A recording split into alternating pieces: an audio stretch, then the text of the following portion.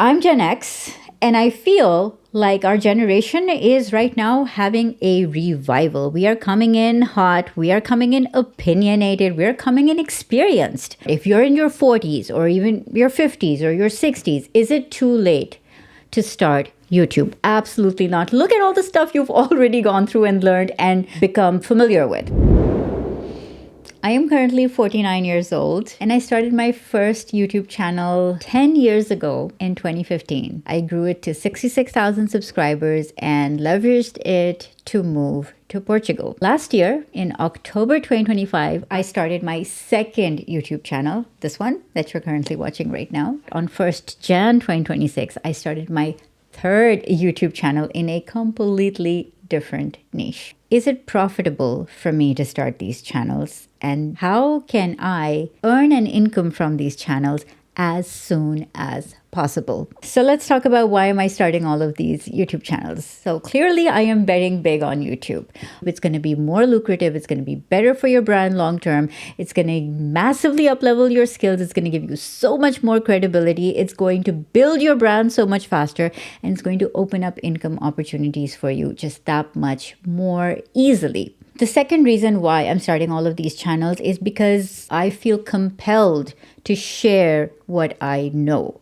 The third reason that I want to start all these channels is because it's easier to open doors. Like, people just trust you more if you have a YouTube channel. Like, the perception is having a YouTube channel is kind of perceived higher than having an Instagram account or a LinkedIn profile, because the barriers to entry are also a little bit higher, but the rewards are worth it. And the fourth reason probably is the AI advantage right now is making it easier to plan videos, to create these channels, and to kind of have your content go out everywhere without actually being everywhere, because who has the time for that, right? Let's talk about what it's like starting a channel at 49. And I have to tell you, the toughest part is not what you might think. It's not actually filming or production or editing or scripting or any of that. The toughest part is getting over kind of how I want to appear and how I want to be perceived. After a while, you just don't care anymore. It's like you get more comfortable in your skin, you share from a place of authenticity, and you kind of start to give up the need to look and sound perfect. Because what is perfect anyways? And who wants to be perfect now in the age of AI where everything is perfect? You want to be more human. You want to embrace your humanity or your humanness, whatever it is. The next question that people usually ask me at this point is, okay, 3 channels, it sounds like a lot of work. How much time am I putting into this? And how am I actually manage my filming, my editing, and my planning schedules? And I'm also using my YouTube planner. My YouTube planner is built in Notion, and it's actually available for you to use as well. So you'll find the link down in the description to my YouTube planner. It makes my life easier because everything that I need to plan my videos is in that YouTube planner. I have my AI prompts there. I have my scripting templates there. I have my editing flows over there. I have every single thing that I need in my YouTube planner. And it also has my analytics and my tracker built in and my publishing schedule built in. So it's even useful for after I am done planning the videos. I can actually track all of my videos. The other thing that I feel makes it easier for me is that I try not to follow the consistency dogmas, the where people say that you have to be consistent on YouTube to grow and you have to be consistent. I aim for rhythm more than consistency. Like, I can film, record, plan, edit 3 videos a month for this channel and another 2 videos a month for my second channel. So that's kind of where I'm comfortable right now. With my current workload, I can actually do these 5 videos. And I absolutely am batch recording videos for this channel. So I'm spending a week in planning and then 1 day in filming and then a couple of days go into the editing. Now, I do have an editor, my husband. He edits all my videos, so I will be very transparent and honest that if I had to edit them myself, it would probably add a few more days to my workload.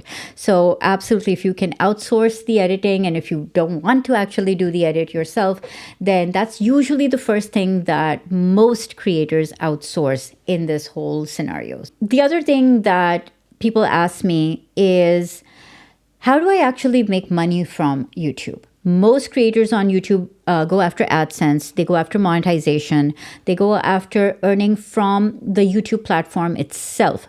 But I take the entrepreneurial approach, right? And the way that I want to earn money from YouTube is not directly through the platform, but indirectly through the platform. So I want to sell my own coaches, my own membership program, my own digital products. Like those are my top 3 income sources. Aside from courses and digital products, I also have a couple of other ways, which is affiliate commissions. I also work on brand deals. I'm also an advisor for some brands. And then I also do speaking gigs. So is it too late to start? If you're in your 40s or even your 50s or your 60s, is it too late to start YouTube? Obviously, I'm going to say no, right? But why? Well, the biggest reason is that I'm Gen X, and I feel like our generation is right now having a revival. We are coming in hot. We are coming in opinionated. We're coming in experienced.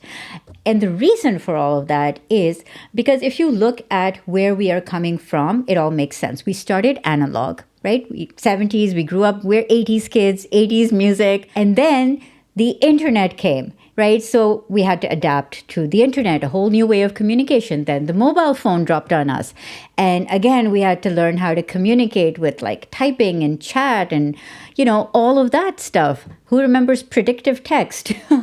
And then, cryptocurrency came along, and now we're like, okay, it's the Bitcoin era, and like there's all these like crypto wallets and stuff happening, and like, oh my god, the financial industry has like become the tech industry combined. Now we're in the AI era, and now we're again having to figure this out. Okay, how to create content using AI, and how to run our businesses with AI. So that's literally 4 major tech revolutions that at least my generation has gone through. And so that makes us more resilient. It makes us more flexible. It makes us more adaptable. And I feel like the way that we work with technology is actually unprecedented in history. So why wouldn't we be comfortable learning video, starting YouTube channels at this age? Like we can do anything. We can learn it absolutely no problem. So if you are in this age bracket and you're asking yourself, am I too old? Absolutely not. Look at all the stuff you've already gone through and learned and figured out and adapted and become familiar with. So you're absolutely not too old. The next question I typically get on this topic is, okay, Salma, if I wanted to start a channel for business, not entertainment, and I wanted to get leads from YouTube, what do you recommend I should do? And my number one advice is to start with a goal in mind. So every single video that you make, choose from one of 4 goals that video could fulfill. Goal number 1 is bingeability. Bingeability is great for building trust. It's great for the algorithm and how YouTube perceives you. So if people watch more than one video of yours, they will trust you faster. The algorithm will recommend you more. So bingeability is actually a great goal to have. And the way that you want to do bingeability is, of course, you want to make videos that solve one problem and lead to the next problem, which is in another video, and then lead to another problem, which is in the next video, right? So you keep wanting to ask people to watch more than one video and keep directing them to the next video through your call to action at the end. The second goal that I think is really great is leads. So you want to build your email list through YouTube. YouTube is great for off-platform traffic. Like a lot of other platforms don't like sending people off platform. Like if you put a YouTube link on Facebook, it'll lower your reach. If you put a link on LinkedIn, it'll lower your reach, right? But not on YouTube. If you put a link to your website, to your lead magnet on YouTube, it's not going to harm your reach at all, right? So that's why we put links in our description to let people know where to go for the next step. So YouTube is actually really great for that. The third goal that I think you should have, this might be a little controversial, but I think you should have a sales goal. So many times you can actually make sales directly from a YouTube video. So if you're like, I don't know, I want to build my email list or go through this whole thing. If you have like a digital product to sell, like my Notion planner, for example, I sell it directly from a YouTube video that I made, showing people, walking them through how to use the planner. And then if they want to buy it, they can just go in the description and get it, right? So you can actually make product-based videos of your own products or products you're an affiliate for, and you can actually make sales. So sales is also a really great way. And then the fourth goal, which I think is really amazing, is rich comments. Rich comments means that people engage with you in the comments. They watch your videos over and over again. They share your videos. They have conversations with you in the comments, which increases loyalty. It increases reputation. It increases conversations because it feels very one-to-many, right? Right now, you're watching me, so you're getting to know me, but I'm not getting to know you. But when you leave comments, then I start to get to know you as well. So I feel like that's a really cool goal to have for your videos. If you make videos on topics that people care about, you're going to get rich comments. Now, when to choose what goal? So if you want leads, you want to then solve problems in your videos and offer a lead magnet. If you want bingeability, make series-based videos that are designed to be consumed together in one sitting and link them via your call to action. If you want sales videos, do product walkthroughs. If you want rich comments, choose controversial topics and share your opinions.